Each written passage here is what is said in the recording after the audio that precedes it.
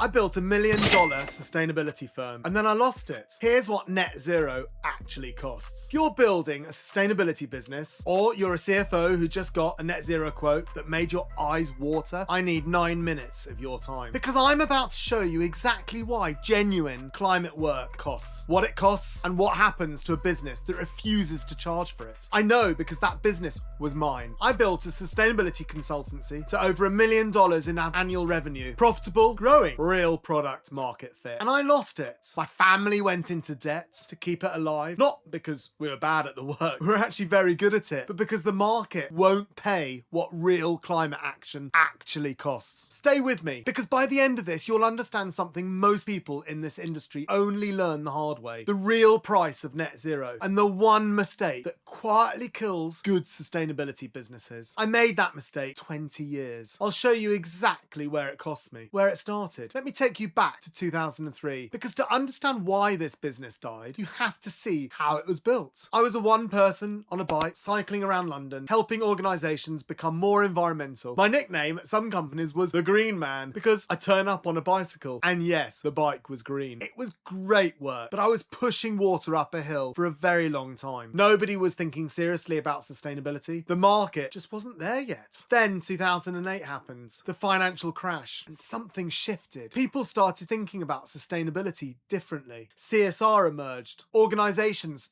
suddenly cared about their environmental impact. The tide was finally turning. I hired my first consultant, Emma Littlewood. We disagreed on plenty, but we agreed on the one thing that mattered. Organisations needed to change. We had real respect for each other. That tension made us both better. By 2015, we had a team doing carbon reporting. They were drowning in spreadsheets. Every client project meant weeks of manual data entry, calculations, version control nightmares. So we built a software. We called it Compare Footprint, and we launched it in 2018. The numbers looked great. And here's where the story gets interesting. The numbers were strong. Green Element grew from 800,000 in revenue to 1 million to 1.2 million to 1.5 million. Compare Your Footprint went from 18,000 to 250,000 to 550,000, both growing steadily. We had product market fit. We knew it worked. We knew the market was there, but we couldn't get investment. The venture capital world back then had a simple rule. You can't have a software company with a consultancy attached. Those don't coexist, they said. You need pure software. So we split them into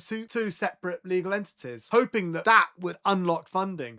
It didn't. We weren't eligible for EIS investment because I had already had an established consultancy. The funding rules just weren't designed for someone building a software on the back of 15 years of genuine experience. So I did what founders do. I ploughed all the profits from the consultancy into the software. I barely paid myself, and my family went into debt. We had 2 young kids. My partner was watching me pour everything into this business. And I remember asking myself, should I keep going? But I could see something. The software was working. It was solving a real problem. The growth was consistent. So I kept going. What net zero actually costs. Now here's the part I really want you to understand, because this is the number that explains everything. This is why your net zero quote looks the way it does. Running a genuine sustainability consultancy is expensive. Not expensive the way that most businesses are expensive. Expensive because you're hiring people with real expertise, environmental management degrees, chartered environmentalist credentials, people certified in ISO 14001, ISO 50001, the GHG protocol, science-based targets. You're paying for rigor, and then you do the work properly. Real carbon accounting, proper science-based target setting, scope 3 emission mapping, supply chain auditing, the work that actually reduces the emissions, not the work that just looks good on a web page. That work costs real money. A proper carbon footprint assessment, done right, costs 20, 30, sometimes 50,000 or more. Because you need weeks of work, a certified consultant, rigorous data verification, and you need to go upstream into supply chains, which is genuinely complex. But most organizations think sustainability should cost a few thousand or be free because it's the right thing to do, because it's nice to have. And here's the central tension. The organizations that need this work most are the ones with huge supply chains and real environmental impact, often have the smallest budgets for it. They say, we need to cut our emissions, but we can only spend 5,000 on this. And they're surprised when you tell them what you're asking for actually requires 25,000 of work. There's a gap, a growing gap, between what the work is actually worth and what the market is willing to pay. And if you're genuinely committed to climate climate action, not greenwashing, not a tree planting scheme in someone else's country, you can't compromise on quality to hit a price point. You just can't. The fall. So what happened? Well, then 2020 hit. COVID, lockdown, and strangely, consultancy work doubled almost overnight. Organizations were suddenly forced to think about survival, resilience, the medium term. For a moment, it looked like everything was about to pay off. By 2024, I was stretched to too thin running the consultancy while trying to scale the software. I brought in a CEO to take some of the weight, but the real problem wasn't leadership. The team were confused about priorities, and I could feel the cracks forming. And here's the thing, the business was profitable. We were good at what we did. We weren't failing because the model was broken or because we were incompetent. We were failing because cash flow was running out. We had no investment to bridge the gap. We were growing too fast and we didn't have the cash. That's the structural problem. That's what killed it. Looking back, I can see the deeper mistake. We were serving two different markets. Software for smaller businesses, consultancy for larger enterprises, and we never charged enough for either. We'd come from a time when we were notoriously undercharged and we never fully corrected it. Our ideal client profile was wrong and we priced as if our work was worth less than it was. So what this means for you. So if you're a CFO or a business leader trying to build a credible net zero strategy, here's what I need you to hear. The risk you're managing here is bigger than cybersecurity. The difference is that cyber is a short-term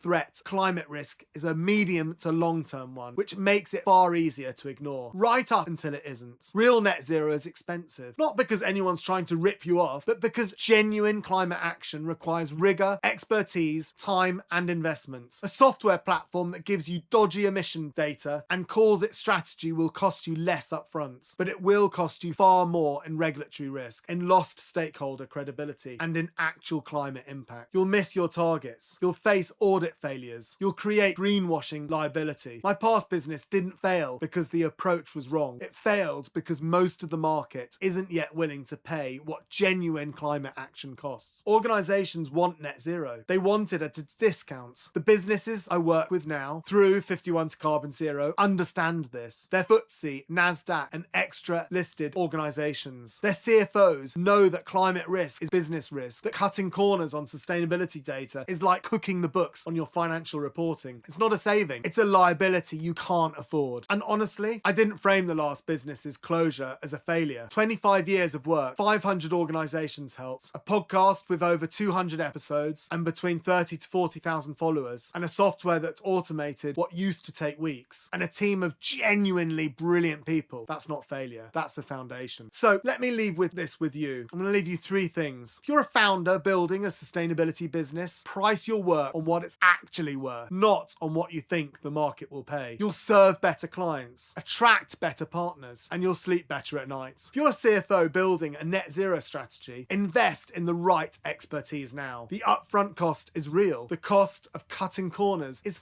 far higher, and it lands later when it's much harder to fix. And if you're a sustainability professional watching this as a consultant, an advisor, trust your own judgment. It is often better than the authority in the room. This channel is where I share what 25 years and one hard lesson actually taught me. Honest conversations about what works in climate strategy and what doesn't. If that's useful to you, subscribe. It's the only way to make sure you see the next one. And if you're an expert who works with businesses on this, I'm building a referral network of practitioners who do this work properly. People who understand that real climate action is an investment, not a cost center. There's a link in the description. Come and see what we're building, and I'll see you in the next one.